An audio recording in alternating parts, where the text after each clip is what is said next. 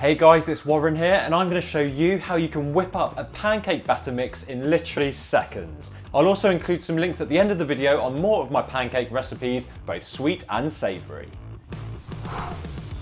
Firstly, take yourself a protein shaker, then add 300 milliliters of milk, crack in 1 egg and add 125 grams of plain flour. Now place the lid back on your protein shaker and give it a good old shake until the ingredients are combined. When your batter mix is smooth, then in a hot, non-stick, large frying pan that's been lightly greased, pour in your batter. And simply cook your pancakes as you would normally, and this recipe is enough to make 4 pancakes. Now if you loved the look of this recipe, remember to give this video a thumbs up, and I'll see you again on Sunday for my next video. Remember to subscribe to be one of the first to see it. And also remember to check out my other pancake recipes here.